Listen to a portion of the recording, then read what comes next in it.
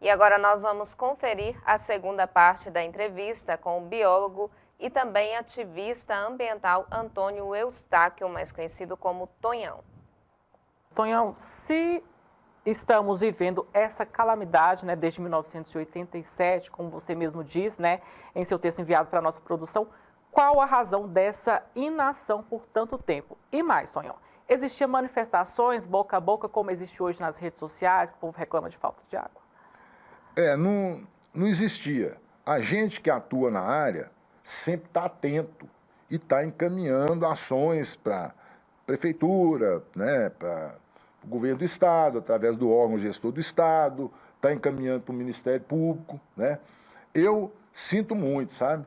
Porque antes do prefeito atual assumir, ele me atendeu, através do vereador Pedro Adjuto. Nós fomos conversando com ele meia hora sobre o projeto das estradas ecológicas lá na Bacia de Santa Isabel. Porque nós, do Comitê do Paracatu, conseguimos mais de 7 milhões para 93 quilômetros de estradas rurais em Santa Isabel. Procurei ele, falei, prefeito, nós conseguimos esse recurso, só que o município vai ter que assumir algumas responsabilidades. Manutenção dessas estradas de maneira correta, não fazer nenhuma ação na bacia sem acompanhamento técnico, né? E aí, depois disso, a gente tem tentado falar com ele desde o primeiro dia de governo, para conversar sobre isso e para alertar sobre as questões ligadas ao meio ambiente, recursos hídricos na bacia, a questão de abastecimento público, etc, etc, etc. E não fomos atendidos até o dia de hoje, sabe? Então, a gente fica um pouco chateado com isso, porque a gente quer ajudar. E, por outro lado, a gente vê ações do governo que não vão dar efeito. A gente viu um decreto do prefeito aí, criando calamidade pública. Por qual motivo você acha que você não foi atendido, Tonhão? Não tem ideia, porque eu sou independente, não preciso de recurso público para viver, não faço questão de trabalhar em serviço público. Se for para eu trabalhar em serviço público, é com firmeza. Hoje, inclusive, se você perguntar para qualquer pessoa da minha idade, quem foi o secretário de Meio Ambiente do governo de Almir Paraca, todo mundo sabe. Agora, pergunto dos outros governos, ninguém sabe, nem do que passou, né? Então, a gente quer ajudar o município, a gente tem como ajudar, a nossa experiência é fundamental. Eu acho que isso pode ajudar a cidade, pode ajudar a comunidade, porque nós, ativistas, nós pensamos na coletividade.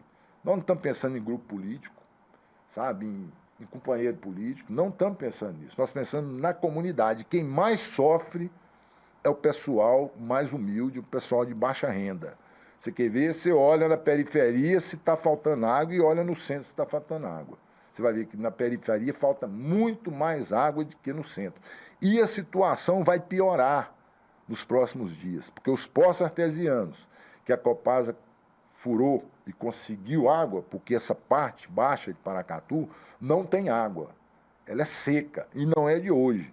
Esses poços artesianos eles geram só 20 litros por segundo. E a demanda de Paracatu é de 200 para subir. Agora, o problema é ver se o município tem capacidade de coletar, tratar e distribuir a água. Porque hoje, pelo que a gente conhece e pelas informações que a gente tem, que não são conclusivas, a concessionária de Paracatu, o grande problema é esse, ela não tem essa estrutura.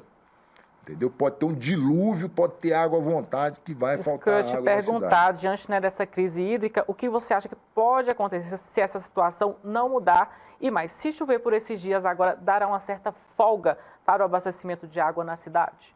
Olha, nós já tivemos exemplo aqui no passado de que mesmo no período chuvoso faltou água para abastecer a cidade. Por quê? Porque não existe essa estrutura. Fora gato que tem na rede, gente que pega água no meio do caminho, porque isso é verdade, rede antiga que estoura, né, porque é uma rede problemática, né, porque a Copasa, quando entrou aqui, ela pegou a cidade com o que já existia.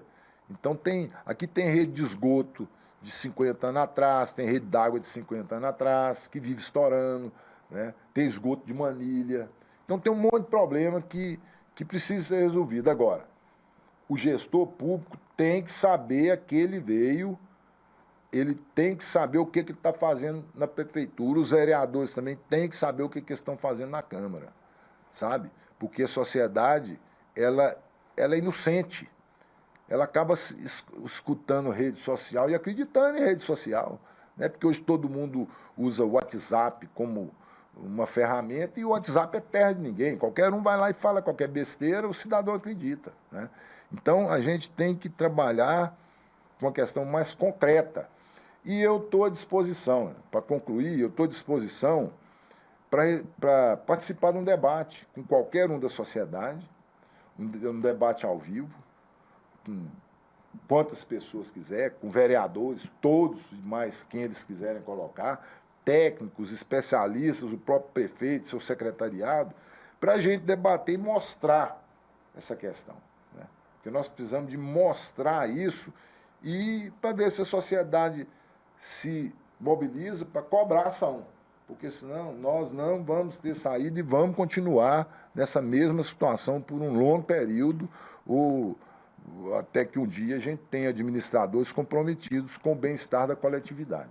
Tonhão, na sua visão, por quanto tempo ainda teremos água nas torneiras? Muito se fala que a água está acabando, mas na sua visão, você disse que mediu lá, já deu uma grande baixa já, né, lá no rio. Não, a água do Santa Isabel e dos poços artesianos existentes não dá para abastecer Paracatu. Isso aí não adianta, entendeu? Porque não tem água, o Santa Isabel secou praticamente, né? Eu acompanho dia a dia o Santa Isabel, não é de hoje. Então, eu falei isso há 1 mês e meio, 2 meses atrás, eu falei assim, olha, Paracatu, no mês de setembro, não tem água. E aí, pô, chama a gente de tudo, né? Até maluco, fala que a gente é maluco, tá aí o resultado. É igual o Rio Paracatu está parado, não tem água para vários usos, né? Porque a bacia todo o cerrado está degradado. Nós perdemos 72% a 75% da vegetação. E sem floresta não tem água, entendeu? Sem floresta o solo degrada e sem floresta não tem água, porque a água que faz, a árvore que faz a água infiltrar no solo para alimentar os corpos d'água através das nascentes. E as nascentes estão todas secas, não tem vegetação, então é quase impossível. Existem algumas ações de curva de nível, terraço, plantio direto, mas não faz o papel da natureza intacta, né? Quando você analisa que na floresta nativa a água infiltra 30% e sem ela não chega a 10%, então você vê que essa diferença aí é o que está ocasionando o que a gente está passando hoje. Não tem água nos corpos d'água. E no batido que está, vai piorar muito mais, né? Então eu espero que a gente consiga cercar isso, né? E talvez no futuro o pessoal lembre, né, do que a gente está falando aqui agora. Que isso sirva de um alerta para a comunidade, para as autoridades. Tá bom? Tonhão, obrigado por estar conosco e principalmente por compartilhar essas importantes informações. Beleza, nós estamos aí. Um abraço a todo o pessoal que nos assistiu. E vamos ver o que a gente consegue encaminhar, né? Muito bem, pessoal. Este foi o Antônio Eustáquio Vieira, Tonhão. Muito obrigada, Cláudio. Muito obrigada também ao Antônio Eustáquio. Eu só chamo ele de Tonhão. Muito obrigada, Tonhão, por essa participação aqui na TV Minas Brasil para tratar de um assunto tão importante.